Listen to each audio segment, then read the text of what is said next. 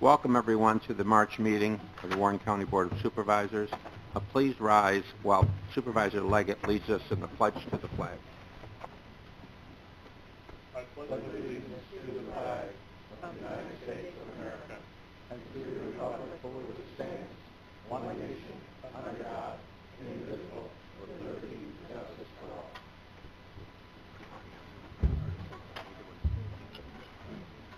The clerk will read the roll. Mr. Leggett? Here. Mr. Diamond? Here. Mr. McDevitt? Here.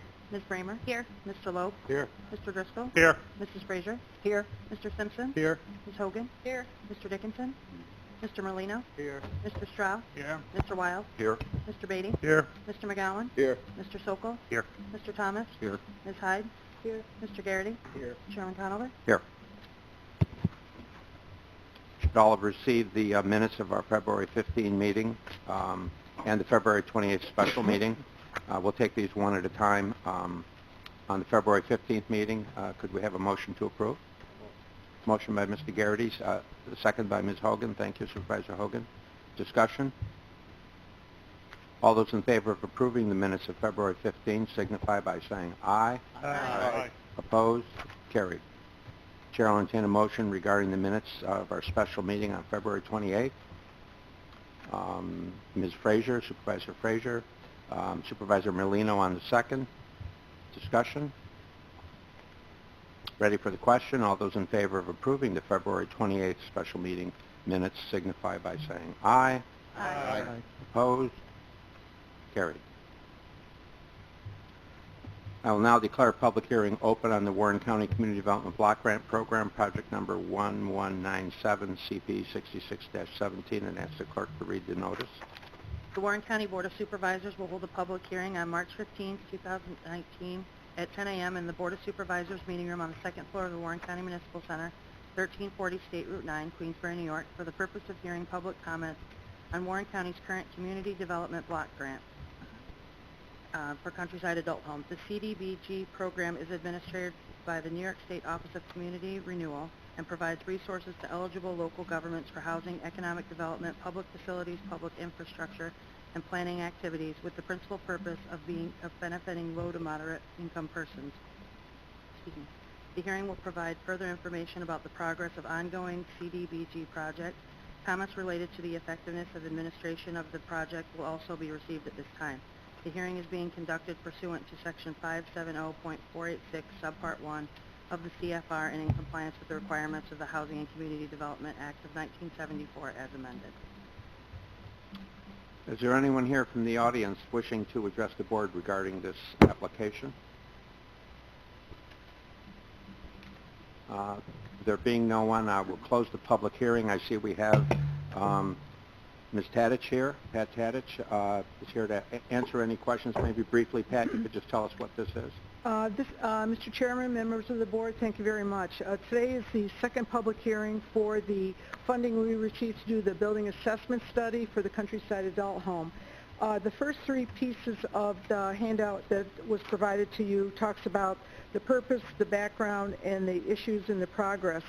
Today I'd just like to briefly state that we have concluded the bidding and process, and we have identified the consultant as Beardsley Architects and Engineers of DeWitt, New York, who will undertake the study.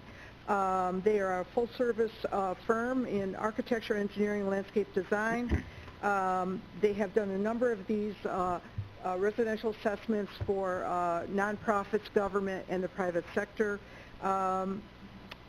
They will complete this study and identify short-term, long-term needs, and even identify those opportunities and enhancements to increase the market appeal, of this particular structure. The County of Warren received an extension for this particular funding award to May 9th of this year. We asked for a 3-month extension, and we anticipate that this study will be fully complete by the 6th of May as per the contract with them. So we've included a number of other key department heads, Chris Hanchett, Social Services Commissioner, Public Works Superintendent, Kevin Hajos, Planning Department, some supervisors, the folks who are involved in the management at Countryside to meet with them as they conclude their inspection analysis of the building. The cost to complete this is $25,900 to include a 5% county match, which amounts to $1,295. There are eligible administrative and program delivery costs that are being covered by this grant.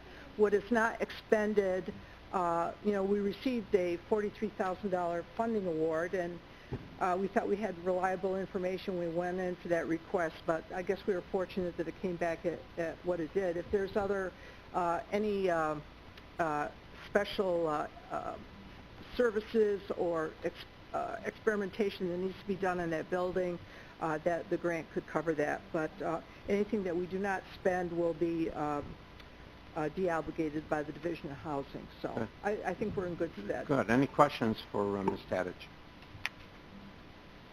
Thank you, Pat. Thank you. Very good. I'll now declare the public hearing open on Warren County Proposed Local Law Number 3 of 2019 entitled Municipal Opioid Cost Recovery, and ask the clerk to read the notice.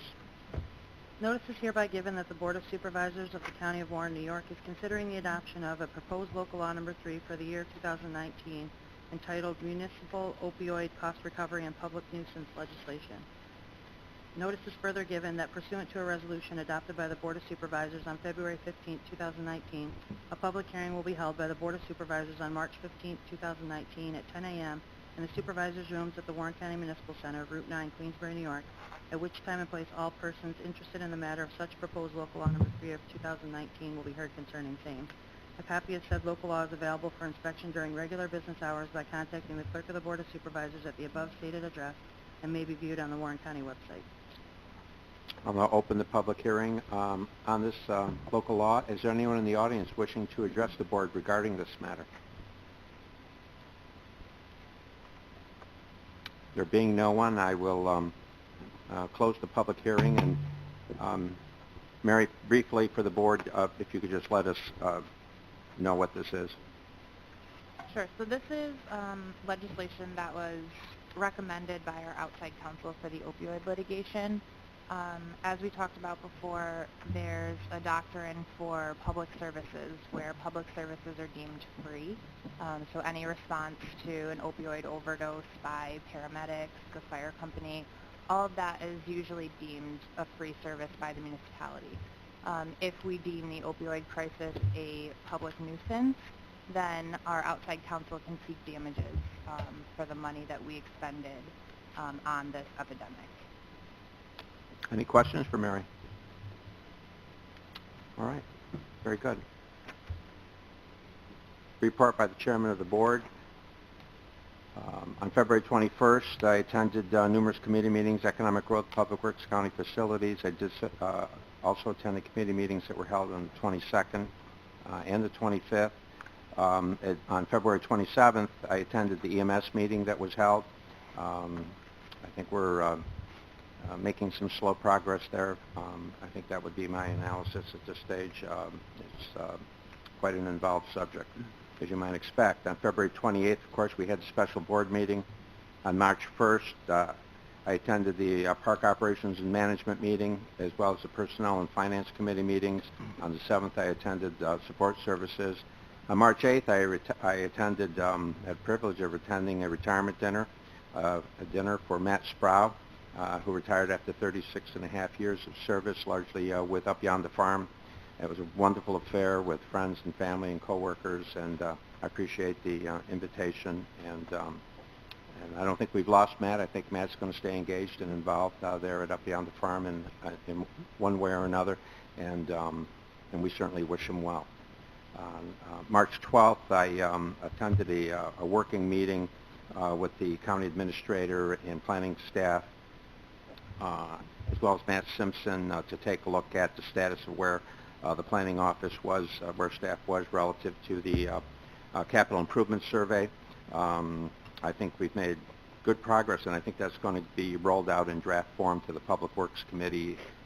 Matt, at the next regular meeting? Yes. At the next regular meeting, so we look forward to your feedback on that. And that brings us to today's board meeting.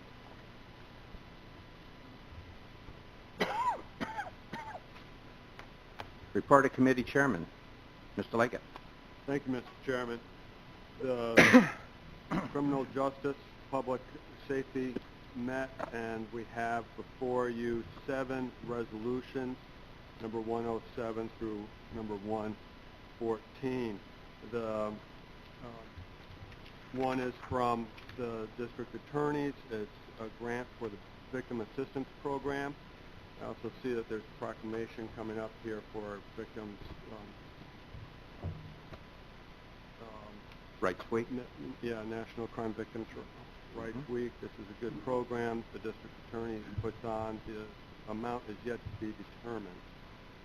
From the Office of Emergency Services, 3 resolutions, 108 through 110. It's for authorization of travel. One is approving a revised comprehensive emergency management plan. Thanks to the EMS for updating this. It's quite an undertaking. The third one is authorizing agreement with Mountain Medical for a hazmat team physical exam. This is a new agreement. Public Defender has 2 motions before you, number 111 and 112. One is just approving extension of case management software support, and the other is to approve an extension of oils grants. Sheriff has 2 resolutions before you, 113 and 114. One is an agreement for software support for their law enforcement records management system. And then a new one here, authorizing agreement to build and support a public safety app for smartphones. This is a new initiative for the Sheriff Department to be able to have more transparency and accessibility from the public. Some extras here. As you had mentioned, we held a EMS task force meeting on February 27th. We have the next one scheduled for April 1st. We are making slow progress on it. It is a complicated issue, but we're working towards a defined end. Also attended the New York Association of Conservation Districts with other members of the Stillwater Conservation District Board on their legislative day last week down in Albany, and attended the Housing Roundtable at the Crandall Library hosted by Warren County EDC last week. So, thank you, Mr. Chairman. Thank you. Supervisor Diamond. No reports.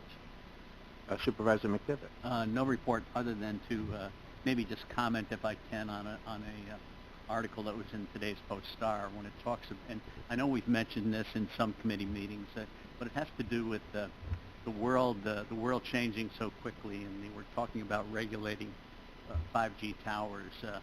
And the Common Council in the city wants to get regulations in place to deal with the next generation of cell phone towers to prevent them just popping up all over the city without any oversight.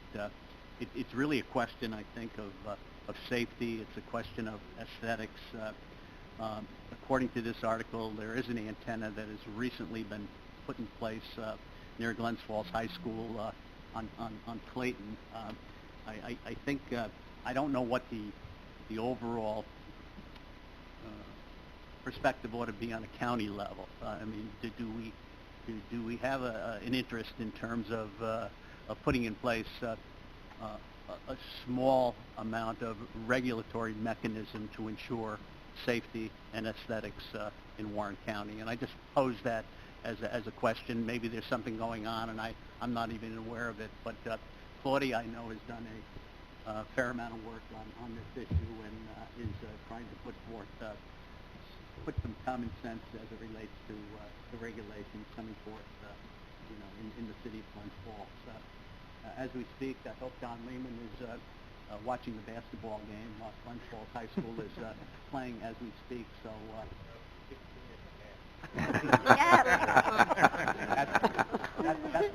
report on. Thank you, Mr. Chairman. Thank you.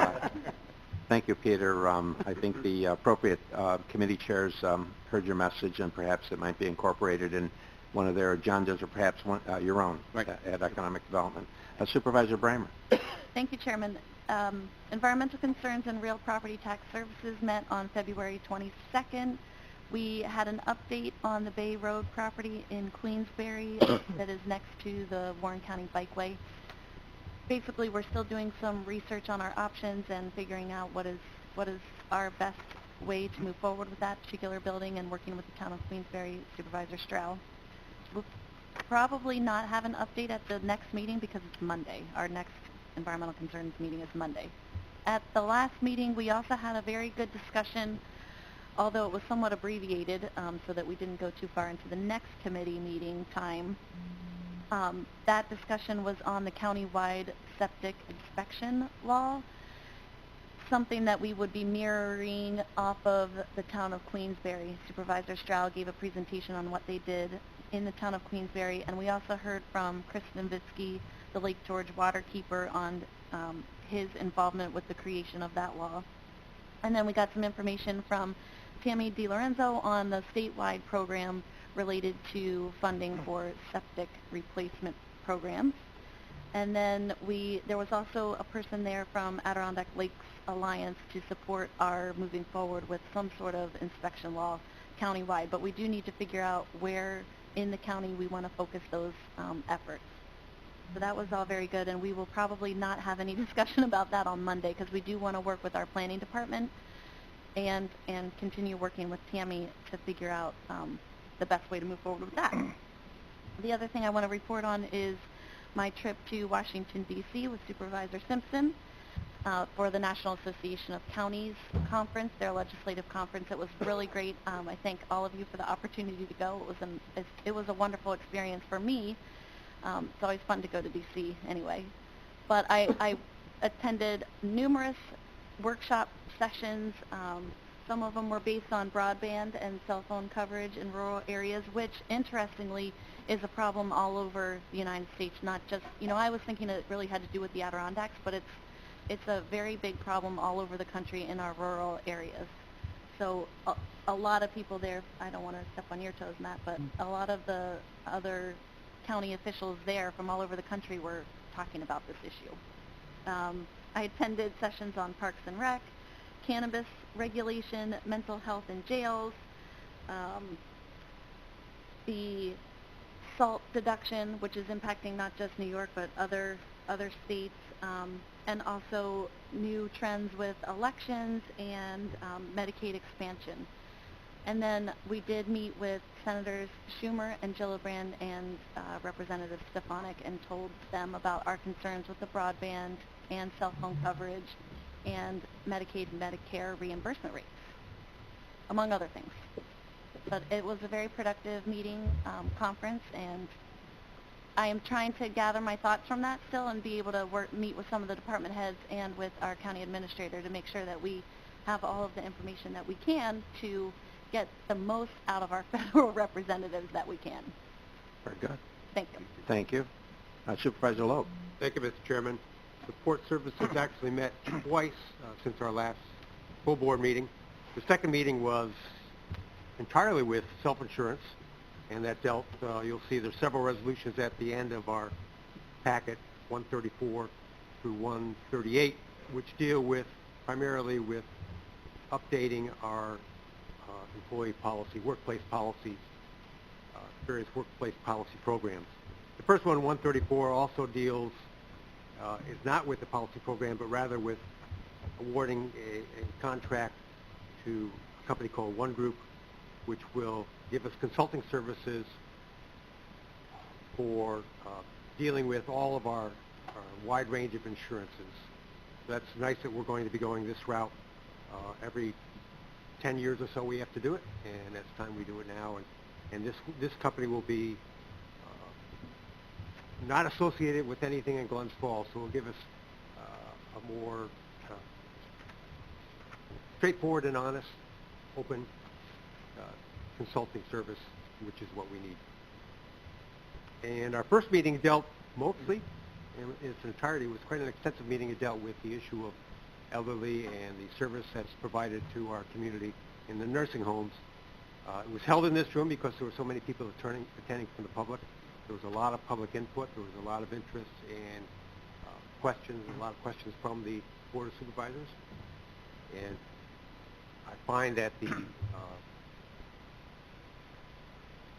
bureaucracy, that is the health department and the social services, have really grasped hold of this, and they're working hard to find ways to work with the businesses in the community to improve services to our elderly.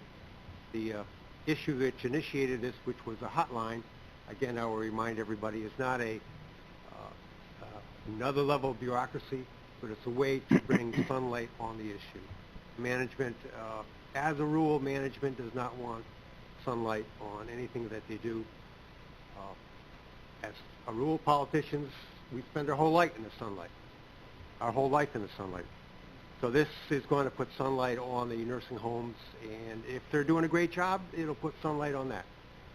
Thank you very much, Mr. Chairman. Thank you. Thank you. Supervisor Driscoll. Thank you, Mr. Chairman. I have no formal report, but would like to reiterate the conversation that I've had with you, as well as Supervisor McDevitt. Glens Falls Hospital is our county's largest employer. It's located in Glens Falls 5th Ward. Recently I attended a presentation at the hospital along with a few other supervisors. Certainly the hospital has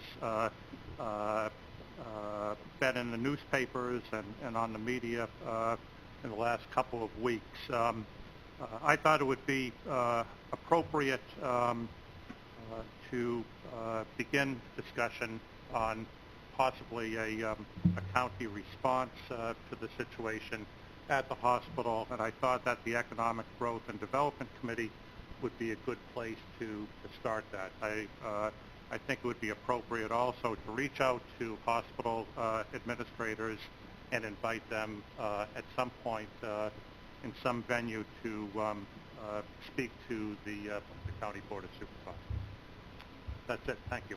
Thank you. I think, Peter, would you like to comment? Yeah, just one short comment, and it kind of bothered me to read in the Post-Star that and I assume the administration at the hospital would like their current negative scenario recently to be fake news, but to stop distribution of our local newspaper at the hospital.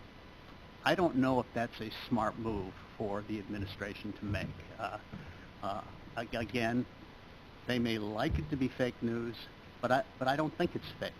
So I would politely suggest that they start again redistributing the Post-Star to the patients at the hospital. Thank you, Mr. Chairman. Very good, very good. And if you'd like to extend an invitation for them to come to I will reach your out committee meeting, and I think it's a great opportunity to speak not only to the board, but speak to the community at large. The meetings are usually well covered, and I think that it would be a good thing to capitalize on that Thank you, invitation. and I appreciate Supervisor Driscoll for reaching out and suggesting that. Very good, thank you. Supervisor Frazier. Thank you, Mr. Chairman. The Health, Human, and Social Services Committee met on February the 25th. As a result of those meetings, we have 8 resolutions, 116 through 123, 116, 117 deal with Countryside Adult Home, 1 renews an agreement with Hudson Headwaters to provide clinician services. The second one authorizes an agreement with Working Pest Control. 118 and 119 come from the Health Department. Public Health, they authorize an agreement with Baywood Center to provide substance use disorder treatment, and the 119 authorizes payment to Adirondack Technical Service for heating and air conditioning. 120 is for Mental Health, authorizing an agreement with BPI Mechanical Service for refrigeration, ice machine maintenance. And 121 through 123 come from Office of the Aging, amending a resolution. The next one amends another resolution which authorized an agreement with Zermed for the purpose of verifying insurances before billing, and 123 authorizes agreement with Honeywell Residual Life Care to purchase 5 Genesis Personal Touch tablets. Appreciate your support. One thing I did want to mention was at the meeting, we had a presentation from Travis Bethel from Population Health Improvement Program Outreach Specialist, who the presentation was titled, "It's Time to Clear the Air in the North Country, Raising the Tobacco Sale Age in Warren County." It was a pretty informative presentation, and just a reminder that after the meeting today, there is going to be a luncheon that deals with this particular topic. So thank you. Thank you. Supervisor Simpson. Thank you, Mr. Chairman. February 21st, the DPW Public Works Committee met, and out of that committee we have 4 resolutions. The first 3, 127, 128, and 129, are for various processes that we contract out for in the maintenance of our roads and bridges. Resolution number 130 is awarding a bid to the lowest bidder for recycling services for our municipal paper. During that committee, we also discussed the issue that's been brought up numerous times about damage from snowmobiling on the bike path, and we're continuing to try to work towards a solution. I know Supervisor Dickinson is also trying to find a path into the village, and so that activity would not be disrupted. I too also would like to thank my colleagues and the board for allowing me the opportunity to attend the NACO conference in Washington, D.C. It was incredible, and it didn't take long to figure out, when you're amongst 3,000 plus counties, that we didn't invent the word unfunded mandates. It is countrywide, and we're dealing with the same problems, same issues here that I think just about every state in the country is dealing with. And it was refreshing to work with other people in those committees and see that we're not alone, and try to work towards solutions. One of the main reasons I wanted to go was to work on the cell and broadband issue and how it relates to our area. And it seems like every committee, everything that is going on in our country is tied to technology and broadband and cell coverage. Whether I was in a transportation committee that was dealing with highways and bridges and trains, of all things, and in the West, trains are a major transportation process, and they need technology. And whether it's South Dakota, North Dakota, Wyoming, Illinois, Ohio, we all need broadband and we all need cell coverage. So just about every committee I was in, that was brought up as one issue that is inhibiting economic development, survival of their communities, holding on to their population. It's just incredible. And so when we had the resolution in the Transportation Committee, when that was brought up, Supervisor Arthur Wright from Hadley spoke about it, and it was unanimous. There was no discussion. Everybody's like, make a motion to, and there's a second, and it passed. That was the only resolution that didn't have any discussion. So after that, we had our legislative meetings on Tuesday, and it was the same story. Every person that we met with, Senator Schumer, Senator Gillibrand, Congresswoman Stefanik, everybody recognizes how important the cell and broadband is to everybody, our children, our families, our economic viability in our communities. And they all said, I was struck by this, they all pretty much said the same thing, that cell and broadband should be considered compared to in the 1930s when President Roosevelt had an agenda of electrification of the rural areas of the United States. So the federal plan, at least speaking to our federal representatives, is that they want to include this in a large infrastructure program across the whole United States, and it'd be treated just like our roads, bridges, and necessary infrastructure, which is very encouraging. I've been copied on emails and updates from all the offices that we met with, and every day they're getting more support, and so I'm looking forward to something positive coming out of this effort. And it's really very timely that this federal infrastructure program is happening in Washington, especially with our efforts, the chairman's plan at the State of the County address to address our infrastructure programs in our towns and our cities and the county, and including SUNY Adirondack. It's a good plan. It's devastating when we have these issues and we don't have a plan and we're not thinking of how to keep our infrastructure up to date. So it was pretty amazing. The other thing that I'm going to bring up is at the NACO conference tied to this broadband, they developed an app, NACO did, and it's called Test IT, Test It.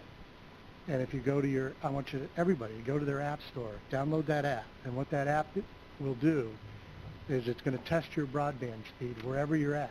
Do it in multiple places, wherever you go, 10 times a day. It's going to document your location, it's going to document your speeds, and it's going to help NACO work with the FCC to have proper representation on those maps, because currently it's in question whether that data is accurate. It doesn't collect any identifying information from your phones or who's there. It's just the location and the speeds. So I would encourage everybody to please download that on your Google and iPhones. So thanks again. Thank you. That concludes my report. Thank you. And to you and Supervisor Bramer for your excellent reports today. We sent the right delegates down there to Washington, and I look forward to your future reports on any of these subjects. Thank you. Yeah. Supervisor Hogan. Thank you, Mr. Chairman, and thanks to Supervisor Bramer and Supervisor Simpson for taking time out of your busy lives to go represent us. That was important stuff. The app that is on your, I hope you'll support from the Sheriff's Department for communication with them, is going to be a great thing for our county, but it's only as good as our broadband and our cellular coverage. So keep pushing. Thank you. Cornell Cooperative Extension always has a busy month, so I'm not going to start with that. They received a $5,000 grant for commercial kitchens, which is going to be a great boon to their programs. The Volunteer Income Tax Preparation Program is pushing through serving over 400 individuals in the county with tax preparation at this point. They're downstairs, so on your way out, take a peek in and please thank them. They're doing hard work and they're all volunteers. The Farm to School Coordinator, Ann Mills, has been hired and is going to be connecting local producers with schools. I'm excited about that program. I think it's going to bring a lot of benefit to the kids and to our economy. During school break week in April, the Cornell Cooperative Extension is going to be hosting a lot of activities. There is a shooting sports banquet in mid-April if anyone is interested, and you can access information to all of this at warren.cce.cornell.edu. Thank you. Thank you. Supervisor Merlino. Thank you, Mr. Chairman. Tourism met on February 22nd. We were only 16 minutes late. It's the first time this year our meeting started on time, or close to it. Most of the meeting was You're welcome. About the technology that's going on in the tourism department, and I think it was pretty impressive. A lot of it was way over my head, but it's helping our tourism department spread out all over the country and get some information to people. And the only other thing that we had talked about was a credit card policy for the tourism department. That's all I have for tourism. Operations, park operations and management, I want to thank Mr. Stroud for sitting in for me. I wasn't able to make that meeting. And the only resolution in your packet for that is Resolution 126. It was authorized to lower the cost of the use of the Charliewood Park on July 5th, by $500, and that was for the Lake George Land Conservancy, their annual run. So that's all I have. The only other comments I will make, I have attended those EMS meetings. and I want to thank everybody that's working on that. It's really interesting, and I think we got to really keep it going. And there are a lot of small towns. And I want to publicly say, not to you gentlemen and ladies, but to the EMS squads as a unit in Warren County. As most of you might know, we lost one of our ambulances to a head-on collision about 2 weeks ago in a snowstorm. A lot of response from other EMS squads to help us out and lend us an ambulance and do whatever had to do to help us and keep us our community moving along, and I deeply appreciate that. And the second thing is the only other thing that was a little, we found out, we do a lot of purchasing. We have a great purchasing department, and Julie and the teams do a great job. But a couple of weeks ago I found out that Saratoga County had a great contract with salt this year through Saratoga County and below. It was almost $30 a ton less than Warren County's. Julie knows about it, and I think we're going to work on that for next year. But Lake Luzerne itself would have saved $30,000 if we were on that shared part of the community. So it's something we really have to maybe spend a little more time on some of those items. I know everybody's trying to cut down on salt, but this year, some of the supervisors would know, we're way over our salt with all the ice we had, and it puts a real strain on some of our town budgets. Thank you. Thank you, Gene. Supervisor Strauss. Thank you, Mr. Chairman. Yeah, legislative and rules met March 1st, and there's two resolutions before you today. Resolution 124 and 125 that came out of the Legislative and Rules Committee. 124 is the local law entitled Municipal Opioid Cost Recovery and Public Nuisance Legislation. And not to repeat, but we had the public hearing today on this, and as we all know, the opioid epidemic is amidst us, and it's the cause of a crisis locally and nationally. And part of the reason is the overabundance of the prescription opioids, and this has created a public health and safety hazard, and it's affecting the citizens of our county. So I just want to make sure that you understand that this resolution, the purpose and intent of this legislation is to allow the county to recover these costs despite the existence of the common law municipal cost recovery rule. The opioid epidemic and its effects on the county is a public nuisance.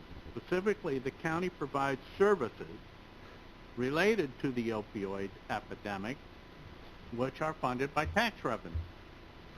And this statute clarifies that reimbursement may be sought for the costs of providing such services whenever practicable from the responsible party. And to accomplish this, the county establishes this cost recovery procedure and declares the opioid epidemic and its effects on the county a public nuisance. So this has been in the works for some time, and I want to thank Supervisor Loeb and County Attorney Cassane for fine-tuning it. So that's before you. And the other resolution before you is Resolution 125. And this is a resolution opposing the proposed and amended 2020 executive state budget, which would impact our aid and incentives to municipalities and shift the state costs to the county. And so this is a resolution opposing that, and I did talk to Assemblyman Steck, and he says that something like this is, and sending something like this to our legislators in Albany and the governor would be very helpful. So I urge passage of those two resolutions before the board today. Thank you. Thank you, Supervisor Strauss. Supervisor Weil. Mr. Chairman, thank you. I just have a couple of things to discuss today. That was the two public information meetings I attended. On the 27th, it was Lehigh Cement, and the 28th, it was the Glens Falls Hospital. Just a brief comment on both of those. From the surface of what I saw with the Lehigh Cement plant, I am a chemical engineer, so I understand a little bit about this stuff, and it sounded like a very viable proposal moving forward. Secondly, on the hospital, I know we talked about that before, but I was at a invitation-only event on the 28th, as well as a couple of other supervisors. I found it quite disingenuous by the leadership team of the hospital to not mention the billing issues and only try to deflect the problems that they're having based on their mix of patients. And going forward, I will be seriously questioning anything the hospital board and the leadership team has to say, because again, they had the opportunity to talk to various leaders in the community and other supervisors, and they did not mention it once. Thank you, Mr. Chairman. Thank you. Supervisor Beatty. Thank you, Mr. Chairman. Facilities met on the 21st of February. In your packets, resolutions 103, 104, 105, 106. Three contain resolutions about the airport. 106 is the one that contains about the buildings and grounds. They're fairly simplistic. One's authorizing Don McGraw to go attend the meeting. Another is authorizing agreement with CNS to consult us on buying 2 new snow plows for the airport. Leasing agreement with Ideal Farms. As you know, we lease out the hay. Didn't have a lot of bidders, like one and one only, and that was, you know, so we really didn't have what they call leverage, as but there is a lease in there for you. It's a 5-year lease with Ideal with a 5-year option. It's about as good as we're going to get. They basically didn't make any money last time due to the fact that their machines kept breaking down, so forth, from a lot of rocks and so forth on the land. So they really weren't in a position to make money. So and nobody else even stepped up to say they wanted to the hay out the airport. And then the last one, 106, is a awarding a bid and authorizing agreements with various vendors for solid waste, medical waste, and recycling disposal services. And those are the 4 resolutions in your packet today. Just a couple short comments.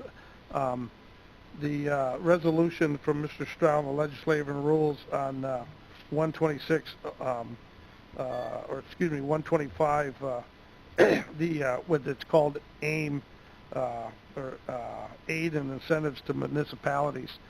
In the governor's budget, he wanted to cut you town supervisors and 8% or 58 million aid to small towns across the state, and I found that rather disingenuous, to be honest with you. The governor, I thought, supports you people and not take away aid. I do know, though, that the Assembly and the Senate proposals, which the old 3 people in a room starts, I think, this week, they're in their budgets, they're saying put that money back. They're telling the governor, we want the money back to Glens Falls, to Hague, to Bolton Landing, to Luzerne, and so forth. We want to put that money back at least to where we were funding last year. Not even asking for additional, just at least making it funding up to speed on that. So I fully support that. Spending, as you know, and budgets always come down to priorities, where you want to spend your money, where you don't want to spend your money. And we all have a finite amount of dollars. It's not rocket science, so we make decisions. And I'm very disappointed with the governor's decision on that, not supporting every town here in the upstate and across the state. So that concludes my report. Thank you, Mr. Chairman. Thank you, Supervisor Beatty. Supervisor McGowan. Thank you, Mr. Chairman. No reports. Supervisor Sokol. Thank you, Mr. Chairman. Finance met on March 1st. Very unusual meeting, as I can't recall the last time we only had 4 resolutions coming out of finance, but they are in your packet, and they are 101, 102, and 132 and 133. I typically highlight them, but they are pretty much housekeeping items. So at this point, if it's okay, I would like to have our treasurer come up and speak to the board, please. Without objection, Mike, welcome. Mr. Chairman, supervisors, good morning. Nice to see everybody here on this beautiful day. Start off with sales tax. As you know, I sent out the report that we're up 2.9%. which actually kind of surprises me because most of the rest of the counties in the state are down, some of them as much as 8% for the start of the year. So we're up 3%, that's good. We're closing the 2018 books by the end of March, and as always, we will have a report for the board when that's completed. Our outside auditors are here right now doing the annual audit that's required, and that audit will be published in September, as always. We have also wrapped up our first year of occupancy tax audits. A couple of things have come out of that. One is, which kind of surprised me, we found more people that overpaid than underpaid, which was kind of unusual, I thought. And we're going to be changing how we do it going forward. We did most of these as desk audits, in other words, requesting the people send in the information, and we went over it in the office. We found that to be too time-consuming and cumbersome. The audits where we actually went to the properties were done with a day, and they were done. So from now on, we're going to be doing all on-site audits. Other than that, the NICLAS investments, unfortunately, I didn't present the information correctly for the last resolutions that we did on this, so we're going to have to redo a couple of the resolutions in the next cycle to get that, but we're all set to go. We have quite a bit of money that we're going to be investing, and hopefully we'll make some money on that. Any questions? Any questions for the county treasurer? Thank you, Mike. I just have one question. Just a quick question, Mike. The audits that you do, you know, if you have a hotel or a motel and you file sales tax forms and federal forms and all sorts of income forms, shouldn't the numbers match? Just trying. I guess I don't. Well, basically, whatever somebody files for sales tax or federal income tax or anything else basically has nothing to do with how they file for occupancy tax. Mm-hmm. We operate under some different rules and regulations because they can be taking money, but a lot of it could be from an exempt corporation, exempt state employees staying there, putting up DSS people. There's a lot of different things out there that can reflect this. What we're finding, the majority of the overpayments are from smaller properties that don't have an accountant, that they're trying to do the paperwork themselves, and they don't truly understand what's going on. And actually, we've got several people that have called me and said they would appreciate it that the auditors came out, because now they understand how to do it, and it made it easier for them. We've helped them set up some software programs so that they can do their books a little easier and get this stuff done quicker. So I think it's becoming a positive. Good. Thank you. Yep. Very good. Thank you, Mike. Supervisor Thomas. Thank you, Mr. Chairman. I also attended legislative days for the New York Association of Conservation Districts with Supervisor Liggett and others. It's always entertaining to go down to the legislative office building, the Capitol, and wander around and watch the other people. And we met with approximately 10 assembly folks and senators. Basically, a lot of them, it's just educating them on soil and water and what soil and water districts do. So it's always a good thing to keep us out there. Last night I attended the Water Quality Symposium and annual dinner in Syracuse. It's the Employees Association, and I went there to congratulate Jim Lieberman on an award, a very prestigious award. It's the Crony Award,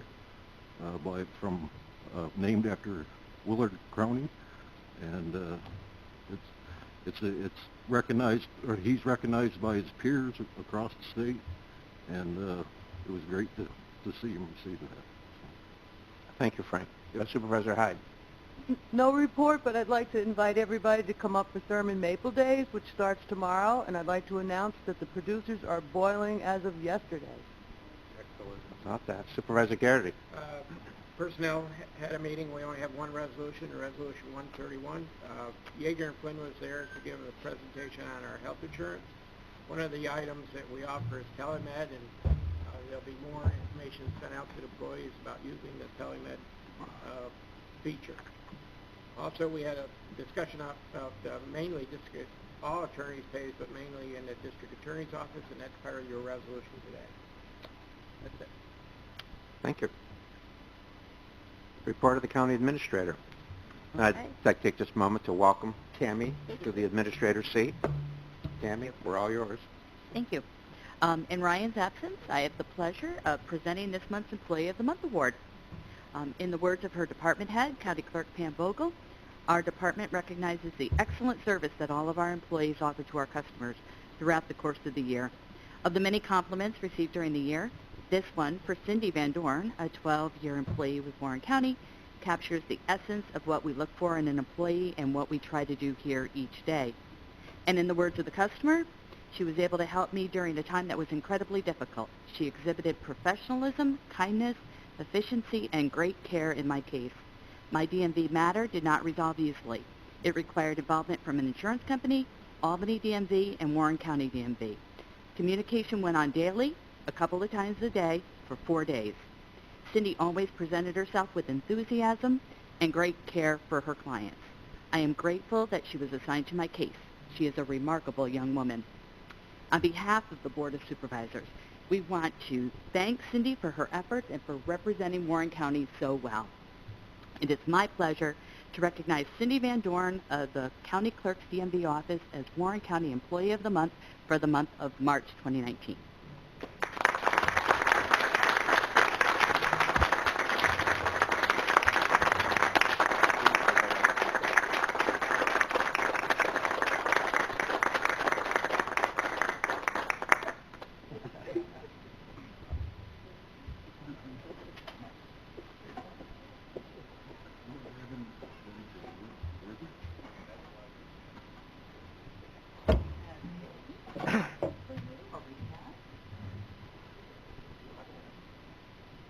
March 29th, Employee of the Month, Cindy Van Dorn.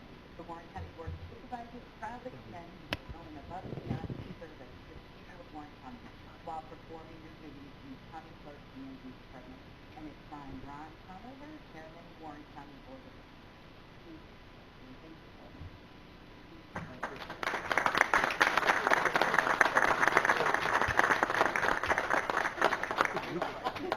And we also have this lovely for you as well.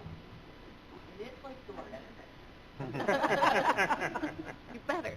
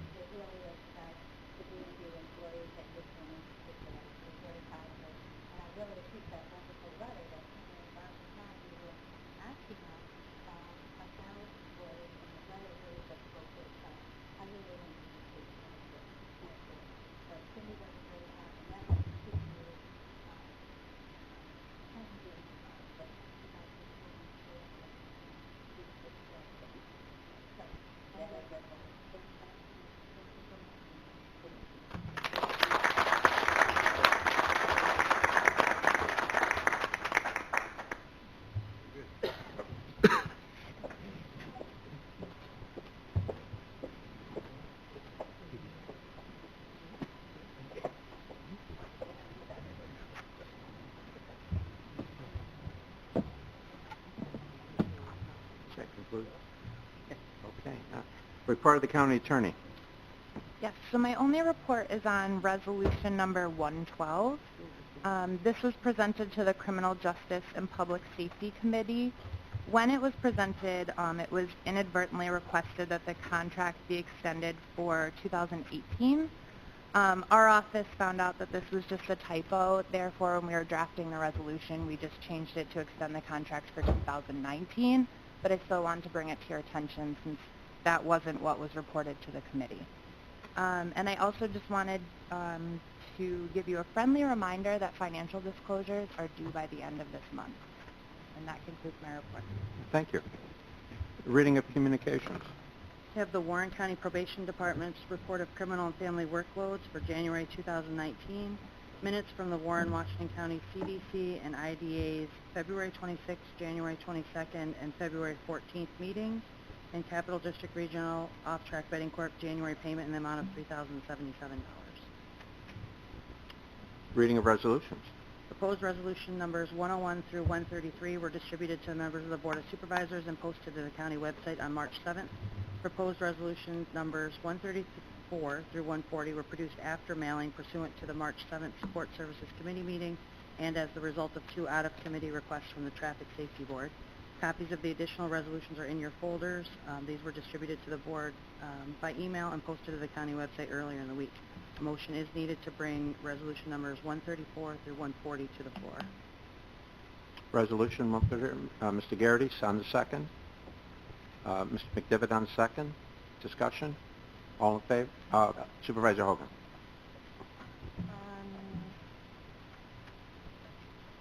124, I'll be voting no. I still feel the language is too broad. Okay. When we get to resolutions, I thought we were there. I'm sorry. no, we need to bring these into our agenda as what we do. No, that's perfectly fine. Regarding the motion, all those in favor of bringing 134 through 140 to the agenda signify by saying aye. Aye. Opposed? Carried.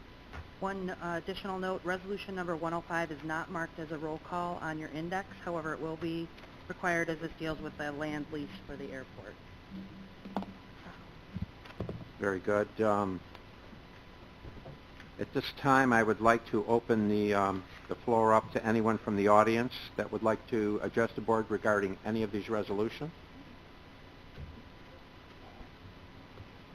There being no one, I'll now ask the supervisors any requests for roll call. There being none. Sorry, Chairman, I have one, sorry. Sure. I can't remember the number. It's on the Parks and Rec. Sorry, 126. 126.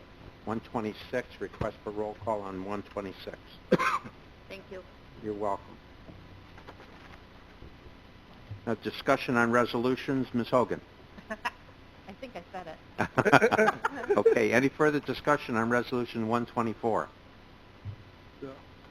Supervisor Leggett. Thank you, Mr. Chairman. A little bit more background. Did the county contract with the attorneys to put this case forward several years ago? Yes. And where are we with that right now? So they filed the complaint, I think, February of last year. At this point, they're just moving certain cases forward as sort of test cases. And then once those cases move forward, I think it's Suffolk County, Nassau County, some of the bigger counties, as soon as those move forward, they'll start moving everybody else forward. But they don't want to do that yet until they do some of these bigger counties. They see how that goes. So our county just filled out a fact sheet, which basically just provided information about what our damages might be, how we're dealing with the opioid crisis, and some of the resources we've expended on it. But that's only gone to our outside counsel at this point. It hasn't gone any farther than that. So basically at this point there's a complaint, there's an answer, and our county did a fact sheet, and that's as far as it is right now. Okay. Thank you, Mayor.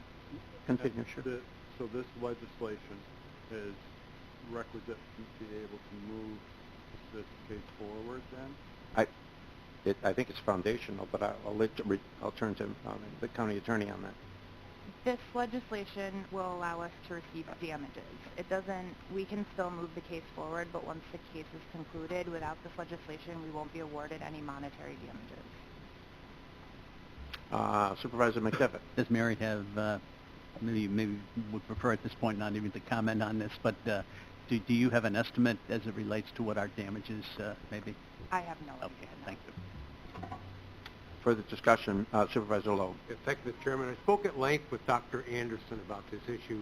Dr. Anderson is a surgeon, general surgeon with Baywood Surgical in Queensbury, and I had actually hoped that they would have a representative from their provider group come to our public hearing.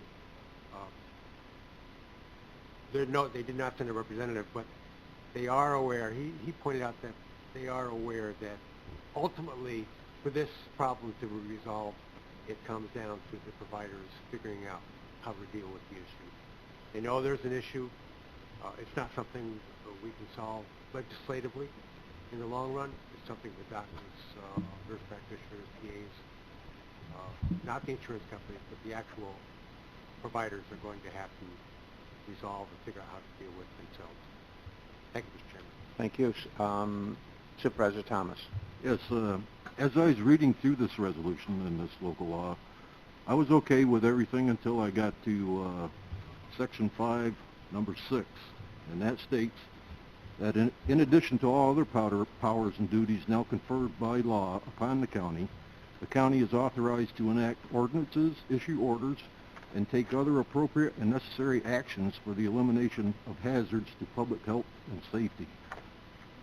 I understand this is about opioids, but to me that's kind of going beyond opioids.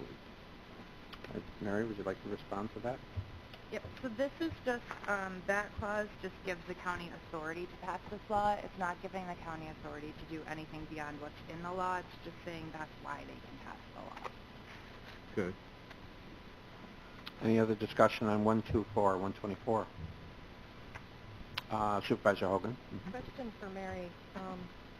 Was there discussion about the definitions of responsible party and the word unnecessary, which is used repeatedly? I don't remember if there were discussions about responsible party. I believe that there were, and that's why we added the definition for wrongful conduct, because we wanted to link the responsible party to the wrongful conduct. Who determines wrongful conduct? The county, I mean, in the way this law is written, the county would be the one to determine wrongful conduct. But by the law, it's defined as unnecessarily prescribing, manufacturing, or marketing opioids. So the county is responsible for defining who is unnecessarily prescribing? By this local law, correct. Any other questions? I'll close discussion then on 124. Any discussion on any other resolutions? I have one side. Yes, Supervisor Brand. This is with respect to 101. Let me just look.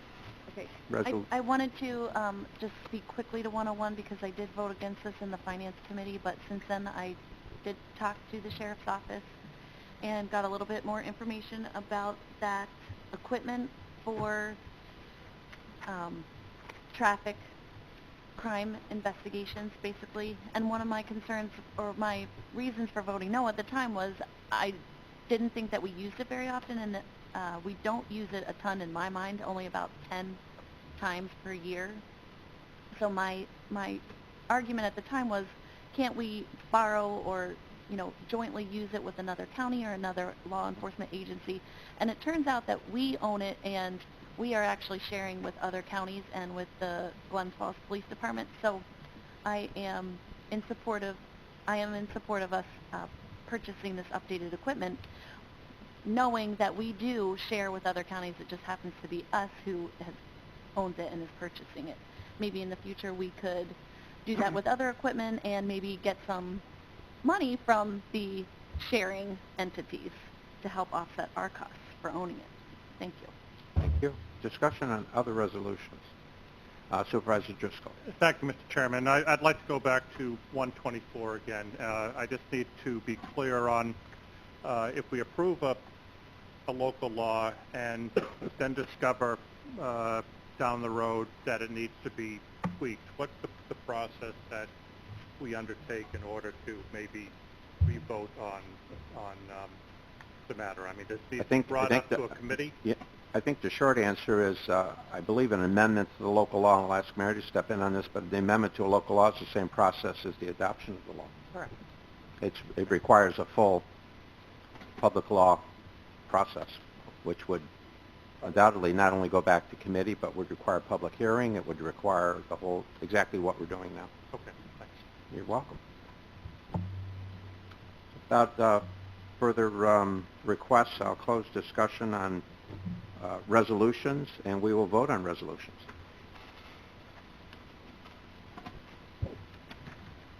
Resolution 101, making supplemental appropriations. Mr. Leggett? Yes. Mr. Diamond? Yes. Mr. McDevitt? Yes. Ms. Bramer? Yes. Mr. Loeb? Yes. Mr. Driscoll? Yes. Mrs. Frazier? Yes. Mr. Simpson? Yes. Ms. Hogan? Yes. Mr. Merlino? Yes. Mr. Stroud? Yes. Mr. Wild? Yes.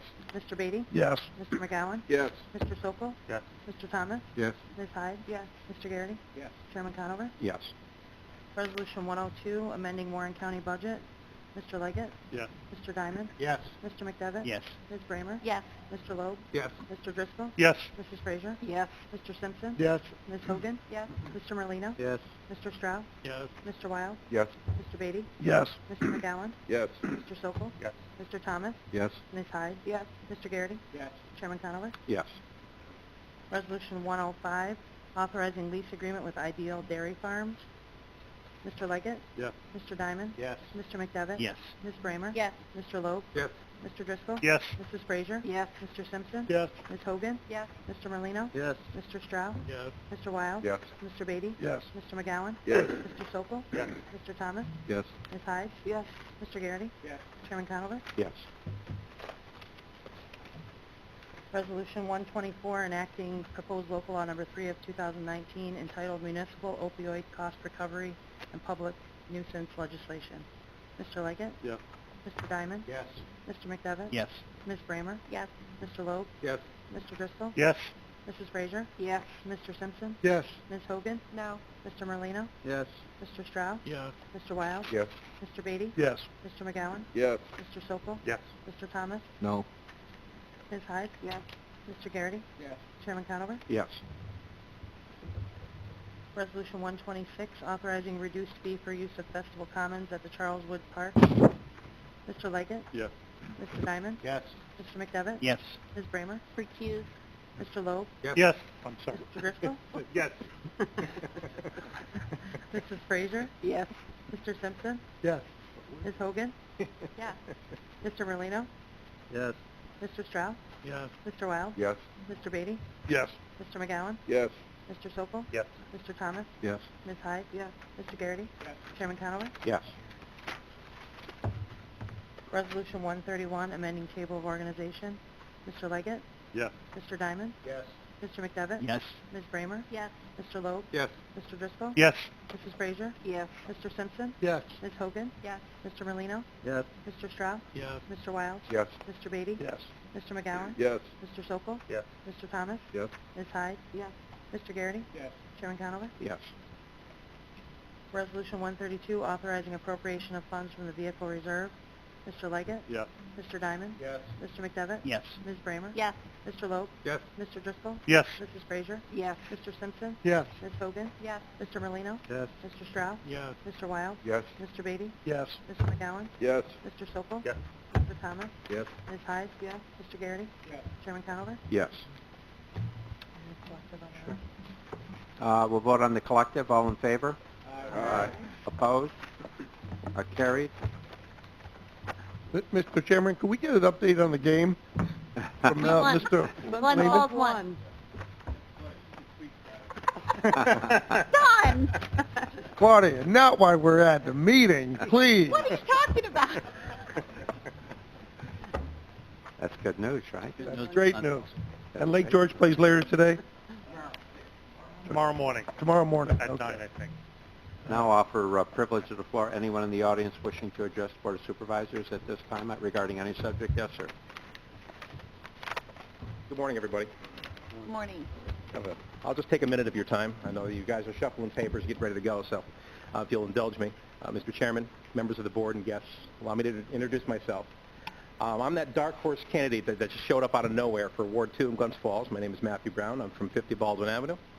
Honored to have been endorsed by the Republican Committee and accepted the endorsement to run for the position of County Supervisor.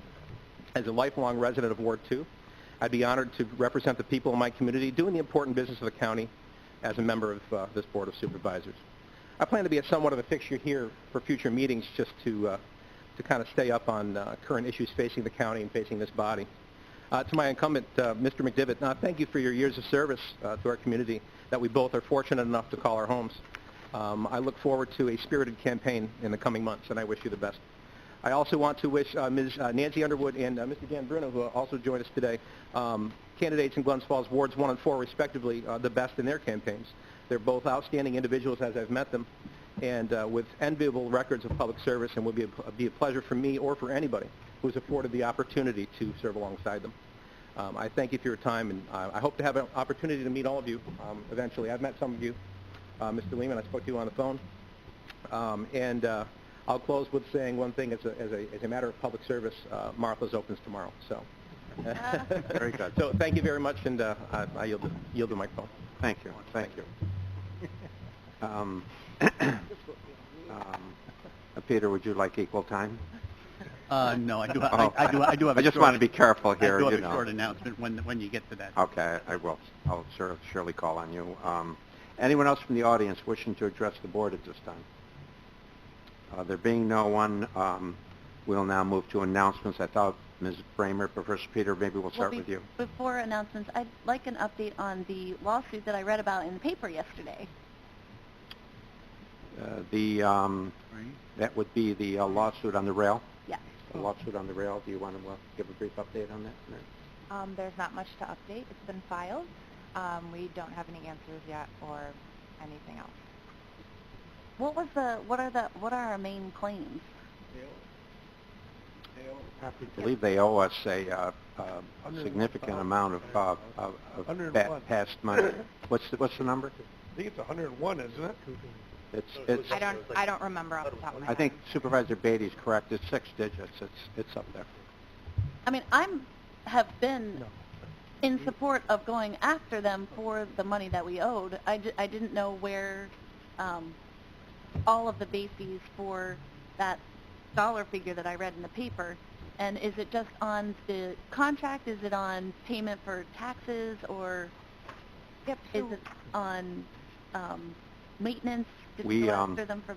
We can get you an itemization on that. Is that fair enough? Or just a copy of the pleadings? Would Sure. be, yeah. We can get you whatever you need on that, but I believe it includes all of what you just mentioned.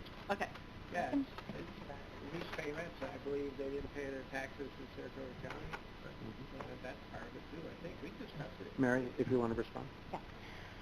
So we based the complaint on breach of contract. So any payments they were supposed to make under the contract, we included in the contract. So those were the guaranteed payments to the county. And I apologize, I don't know off the top of my head what that was. Because they did pay a portion of it, so we just included what they didn't. They owed us 80 and they paid 6 or something. I don't know.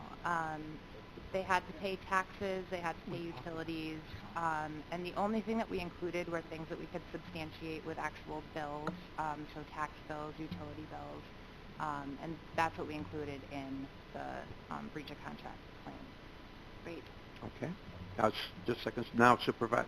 No, just one quick announcement. There will be a town hall meeting, open house, on Monday evening at 7 o'clock at Jackson Heights Elementary School.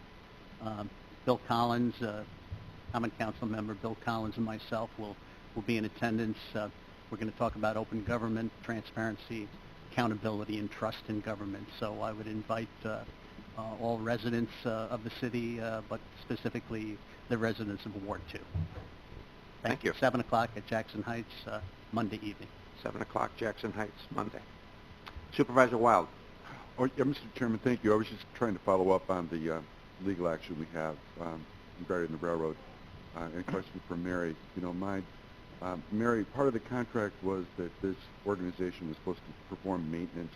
Did we put any value on what we need to do to bring the tracks back up to what it was supposed to be maintained as? We did not. Is that something we can do, or is that just too hard to evaluate? I don't know how you can evaluate it. Maybe Kevin could touch on that, but we could absolutely amend the complaint to include that. Thank you. Why don't we do this, Kevin? Why don't you get together with Mary and discuss the maintenance aspects of the lease agreement as to what, if any, damages are associated with that over what period of time. Is that, Supervisor Wild, is that? And then if you could, Mary, to report back to the board regarding this. Thank you, Mr. Chairman. Thank you. Thank you. Announcements. Supervisor Hogan.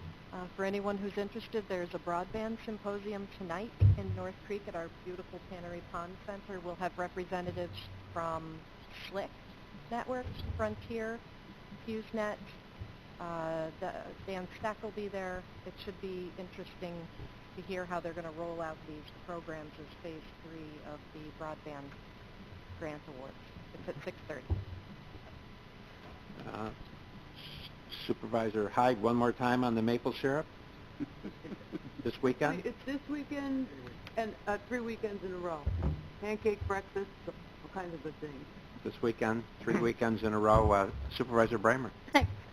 Glens Falls did win, and they play tomorrow, so keep your eye out for that. And also, as a reminder to what Supervisor Frazier said, there is the luncheon learn today about the T21 tobacco legislation that may be coming down from the state, or just to get some educational material about that today. Thank you. It's today for the supervisors. Supervisor Loeb. Thank you, Mr. Chairman. This is a follow-up on what I mentioned about the Red Cross and smoke alarms at our last meeting. You may have seen in the paper this morning there was a story at the bottom of the local section, bottom of the fold, regarding our what we call a Sound the Alarm program on May 4th in the city of Glens Falls. That's a nationwide initiative for installing smoke alarms. This all began in 2014 with the Red Cross and their home fire campaign in order to decrease the number of lives that are lost from home fires.